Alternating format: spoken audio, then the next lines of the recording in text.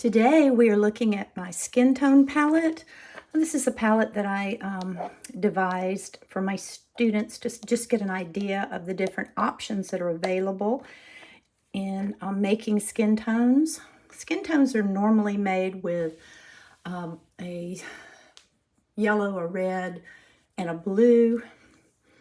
But there are many different choices to get the different effects in skin tones. We have Caucasian skin, we have Asian skin, we have Latino skin, we have dark skin. There are lots of different skin types. There's also skin in shade and skin in direct sunlight and children's skin and older people's skin. And so there are just so many variations in skin tone. I thought I would show you some of the colors that I have on this palette. And you do not need all these colors. Let me be clear with that. These are just experimental colors that I've been experimenting with to derive different skin tones. I make these charts for my students and for myself to remind me of the different options as far as different skin tones go. So for this palette, we have Cerulean Blue Chromium by Daniel Smith, which is our cerulean blue. I've added Transparent Yellow Oxide here in place of Joyce's Mother Violet, which is a color I dearly love, but it's really not a skin tone. I use it for background, so I took it off the palette and added the Transparent Yellow Oxide because it makes the most gorgeous skin tones. The next color is Jackson's Blue. That is just a more violet-y ultramarine kind of blue. This one is actually made from cobalt blue and dioxazine violet, but any blue, purpley blue would work here. This is Lavender, which is just a wonderful mixing color for so many things, for shadows, for backgrounds, for everything. This is Artemis by Da Vinci. You can see the granulation in that.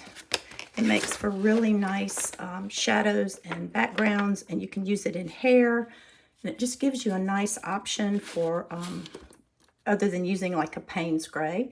None of these are essential. This is Ultramarine Violet, which is a lovely mixing, soft violet. This one's by Da Vinci. Artemis is by Da Vinci. The Lavender is by Holbein. This is Perylene Violet, which is really important for making hair color and for warm shadows. This is Pyrrole Orange by Core, which is this really vibrant orange that you see here. But you can use this for skin in direct sunlight or for a really tan skin. This is Naples Yellow. I use it primarily, this is by Senoyer, and I use it primarily for children's skin tones because it's so soft and delicate. This is Nicolazzo Yellow by Core. I'll show you the difference in these three in just a minute. This is Gold Ochre, which is my standard go-to mixer for skin tones. I use this for just about all skin tones, and it's by Winsor Newton. This is Alizarin Crimson for making darker skin tones. This one's by M. Graham. This is Perylene Maroon. You can see it over here. It's just a kind of a dull color, but it's great, again, for hair and for dark shadows and skin tones. This is Potter's, and that's by Daniel Smith. This is Potter's Pink by Winsor Newton. It's a beautiful, soft, granulating color that's really nice for pale skin tones. Quinn Coral, which is a little bit in between a very cool and a very warm pink. So it's a nice, if you happen to have it, I wouldn't go out and especially buy it for this. As long as you have Quinn Rose. That Quinn Coral is by Daniel Smith. The Quinn Rose is by M. Graham. This is my go-to pink for mixing. This is Rhodonite by Daniel Smith. I only included this because I happen to have it on my palette. It's just a very pink. And this is Shell Pink by Holbein, which is somewhat opaque, but it's a lovely,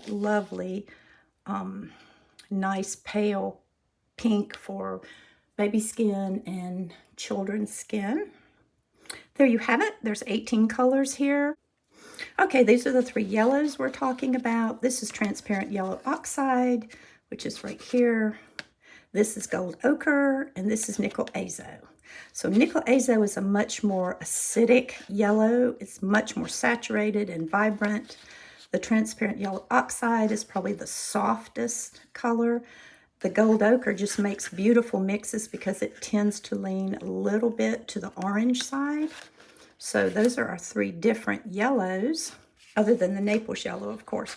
So I've mixed, this one I've mixed nickel azo with the Quin Rose, with the alizarin crimson, with the shell pink, with the Quin coral, with the burnt sienna, with potter's pink, with perylene maroon, with cerulean, with perylene violet, and with the rhodonite, which actually makes a very pretty skin tone.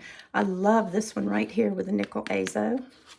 And on this side, we've done the transparent yellow oxide with the Quin Rose and the alizarin crimson and the shell pink and the Quin coral and the potter's pink and the burnt sienna and the perylene maroon and the cerulean blue.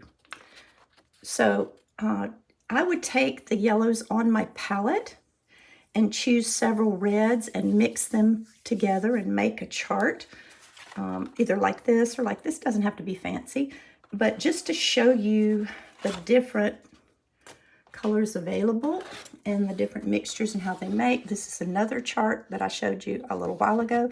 This is gold ochre, Quin coral, and ultramarine violet. This is using 3 colors. It's using a shadow color, a highlight, and a mid-tone. So I've done a video on this before. This is Quin coral, gold ochre, and ultramarine violet. This is, and that's what this is right here, different versions of this mixture. This is probably the mixture that I use of the most. I love the potter's pink with the cerulean, the Naples yellow, the Quin coral. But you can see it does much more granulation, which you may not want. This is gold ochre, Quin coral, and ultramarine violet. This is just an odd combination. I tried leaf green, ultramarine violet, and Quin coral, and perylene violet.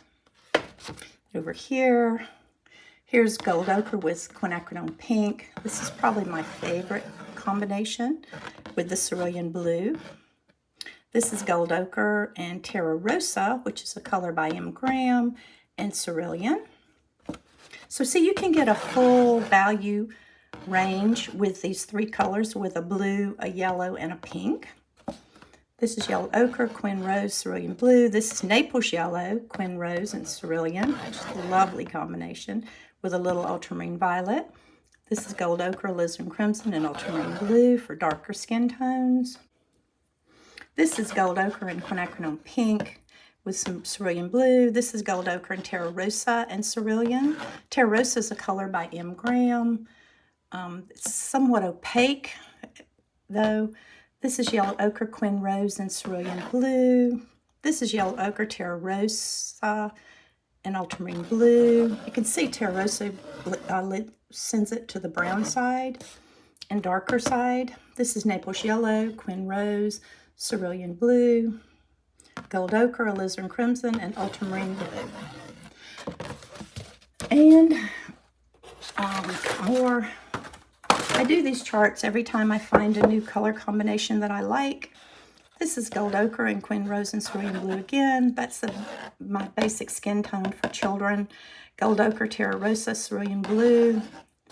If you have a peachier skin tone, yellow ochre, Quin Rose, cerulean blue. Cerulean blue chromium. And that's just for if you have yellow ochre.